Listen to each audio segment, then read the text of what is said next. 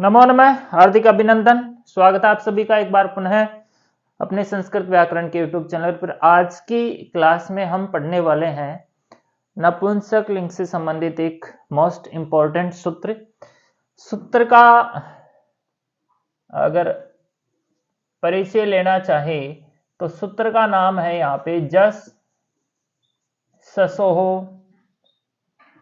शीहि।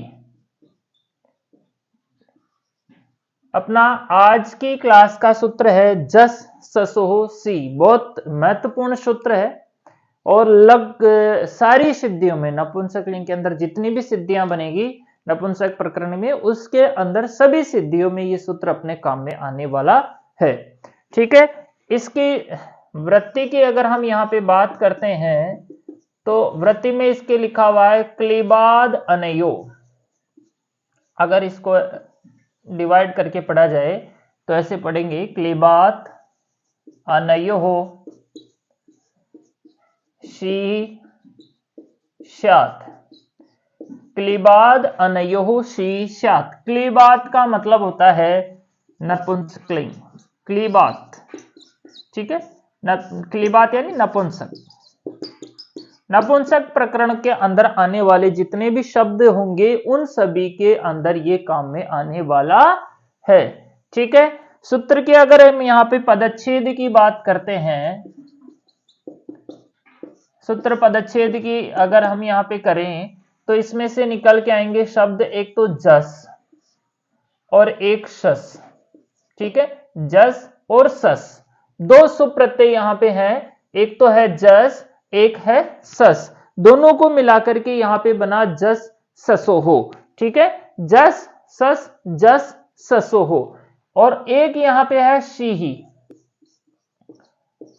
ये सी जो है ना वो आदेश होगा, जस के और सस के स्थान पर सी आदेश होगा।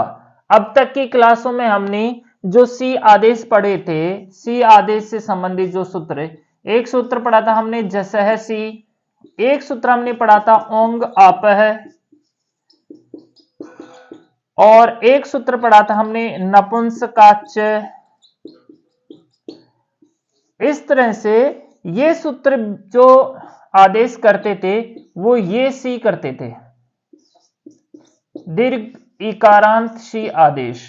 ये ध्यान रखने वाली बात है, दीर्घ इकारांत सी आदेश कर देते ये तीनों।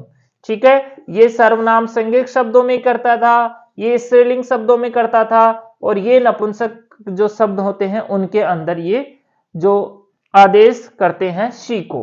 ठीक है, ये सूत्र जस प्रत्यय में करते हैं, ये सूत्र औ प्रत्यय में, और ये भी औ प्रत्यय में ये आदेश करते हैं।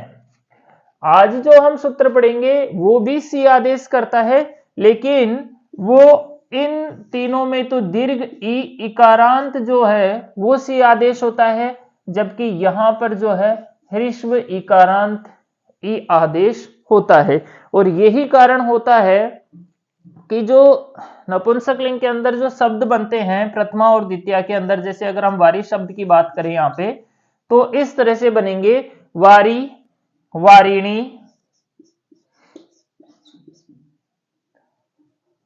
वारी, वारिणी, और फिर यहां पे वारिणी, इस तरह से।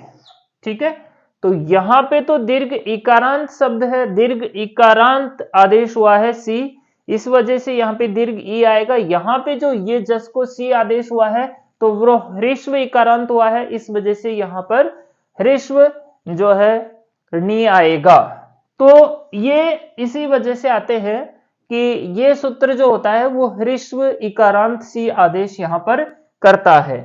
ठीक है, अगर हम इसकी वृत्ति की यहाँ पे अर्थ जाने तो वृत्ति के अर्थ में भी यहाँ पे स्पष्ट लिखा हुआ है कि क्लीबात, क्लीबात में जस को एवं सस को, क्लीबात यानी नपुंसक लिंग के अंदर जितने भी शब्द रूप होंगे उन सभी के अंदर जो जस और सस प्रत्यय आएगा, जस एवं सस को सी आदेश होगा। जस और सस को कौन सा आदेश यहां पर होगा? सी आदेश होगा।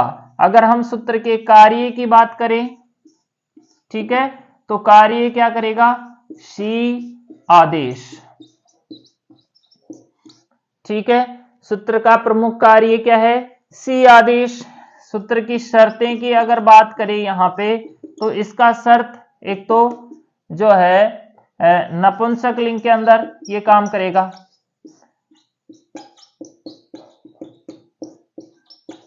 और दूसरी अगर यहां पे बात करें, अगर हम यहां पे जस और सस को, जस और सस को ये सी आदेश यहां पर करेगा नपुंसक लिंग के अंदर।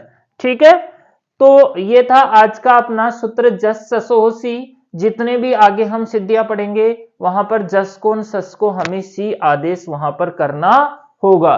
ठीक है, क्लियर बात? यानी नपुंसक लिंग के अंदर अनयो यानी अनयो यानी जस और सस, अनयो का मतलब हो गया जस और सस, सी शात, इन दोनों को सी आदेश होगा। जस को एवं सस को सी आदेश होगा।